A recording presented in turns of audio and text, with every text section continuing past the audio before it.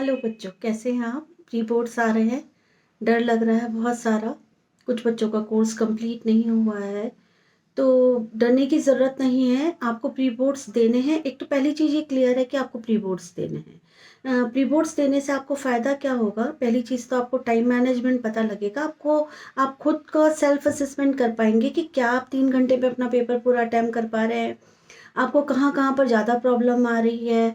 और आपके मार्क्स जो आएंगे या जो आपकी क्वेश्चन पेपर आएगा या आंसर पेपर आएगा, उसको देख के you will be able to know कि आपने कहाँ पे क्या गलती करी है जिससे आपके मार्क्स कटे हैं। तो आप प्रीबोर्ड्स को सेल्फ एवेल्यूएशन की तरह लें। सबसे पहली चीज़ जो ध्यान रखनी है, क्योंकि कुछ बच्चों का कोर्स कंप्लीट हो जाता है, कुछ का नहीं हो पाता, तो ऐसे में बच्चा क्या करे? ऐसे में आप एक काम कीजिए कि आप पूरे कोर्स में से देखिए कि आपके कौन से चैप्टर्स हैं जिस पे आपको फुल कॉन्फिडेंस है। जिन चैप्टर में सपोज आपके 14 चैप्टर हैं और उसमें से आपको 6 बहुत अच्छे से आते हैं, तो आप उन 6 चैप्टर पे तो पूरा फोकस कीजिए, है ना। उस चैप्टर का कोई भी क्वेश्चन आपसे छूटना नहीं चाहिए। फिर आप थोड़ा डिक्रीजिंग ऑर्डर में जाइए, उससे बेटर, उससे कुछ चैप्टर ऐसे होते हैं जो आधा तो आता है आधा नहीं आता है, उस पे जाइए। जो चीज़ें आपको बिल्कुल समझ में नहीं आ रही हैं, तो उन्हें अभी, अगर आपके एग्जाम 4 या 5 दिन में, तो अभी के लिए उनको आप छोड़ दीजिए, है ना। क्योंकि आप सारी चीजें उनको करने के चक्कर में पता पड़ेगा कि आपको जो कुछ आता है वो भी आप ठीक से नहीं कर पा रहे। तो इट्स बेटर कि आपको जो आता है उसको बहुत अच्छे से कीजिए।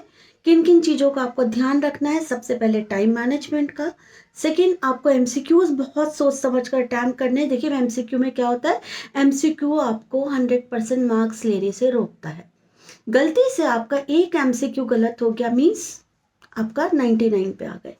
तो अगर मान लो आपने 5 गलत कर दिए तो आप 95 पे आ गए। तो आप अगर एक सपना लेके चलते हैं कि मुझे तो 100% स्कोर करना है, तो वो एमसीक्यू आपको नहीं करने देते। हम थ्योरी में फिर भी लिख लेते हैं, पर एमसीक्यू में क्या होता है कि एक चीज आपने टिक गलत लगा दिया, आपका आंसर रॉन्ग हो गया, ठीक है, 0 मिल गया आपको। तो एमसीक्यू पे बहुत ज़्यादा मेहनत करनी है।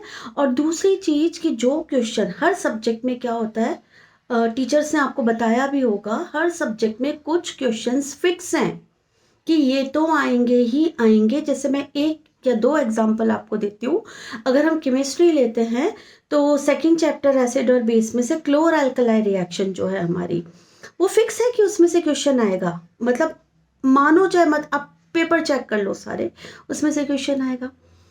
लाइफ प्रोसेस में हमारे पास 5 प्रोसेस हैं: respiration, nutrition, digestion, excretion and transportation.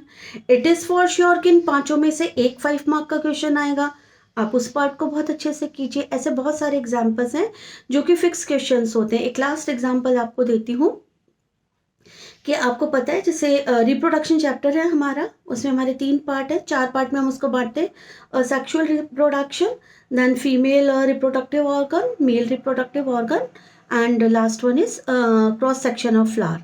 ये कंफर्म है बेटा कि इन 4 में से आपको एक क्वेश्चन मिलने वाला है। तो आप अगर ऐसे भी करके देखेंगे तो आप 20, 25, 30, 35 तक आप बढ़ते जाएंगे। So for pre board, number 1 आपको प्री बोर्ड अटेम्प्ट करना है। नंबर 2 कि घबराना नहीं है, जितना कोर्स हो गया उसको बहुत अच्छे से करके करना है। प्रीवियस ईयर के सैंपल पेपर आपको करने हैं अगर आपने कोर्स कंप्लीट कर लिया है। और अगर कोर्स कंप्लीट नहीं किया तो भी प्रीवियस ईयर के क्वेश्चन आंसर कीजिए। पर स्ट्रैटेजी क्या रहेगी कि जो चैप्टर अभी आपने टच नहीं किए हैं उनके क्वेश्चंस को अभी छोड़ दो, ठीक है। जो आता है उसके सारे क्वेश्चन आप अटेम्प्ट करो। नंबर 3 कि जैसे आपके एक डी सेक्शन में 5 क्वेश्चन आते हैं, उसके लिए आप आधा घंटा फिक्स करो, उसकी प्रैक्टिस करो कि क्या आप आधे घंटे में डी सेक्शन को कंप्लीट कर पाते हैं, क्या आप 20 मिनट या 25 मिनट्स में अपने 20 MCQ को कर पाते हैं। तो वो सारी चीज़ों की प्रैक्टिस आप कीजिए।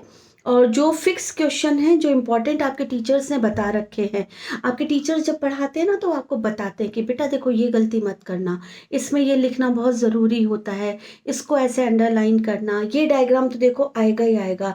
तो when ever your teacher is telling you all these things, please अपने आप को अवेयर रखो, उन सब चीज़ों को नोट डाउन करो और उस चीज़ को फॉलो करो, ठीक है? तो अभी आपको प्री बोर्ड्स देने हैं सो दैट कि आप अपने आप को, ये सेल्फ असेसमेंट के लिए होता है, आपके टीचर और आपके पेरेंट्स को दिखाने के लिए नहीं है कि आपको कितना आता है। आप खुद अपने आप को इवैल्यूएट करो कि मेरा कितना कोर्स हो चुका, तो आप में एक डर भी बैठेगा। अगर मान लो आप गलती से 2 चैप्टर छोड़ रहे हैं, तो आपको एक टेंशन रहेगी ना कि मुझे ये कंप्लीट करना है सेकंड प्री बोर्ड से पहले। तो आपका एक तैयारी तो हो जाएगी प्री बोर्ड 1 के साथ, बचे हुए 2 चैप्टर हैं, आप फटाफट से जैसे ही प्री बोर्ड्स खत्म होते हैं, बैठना नहीं है आप, बाकी के दोनों चैप्टर्स को आप कंप्लीट कीजिए।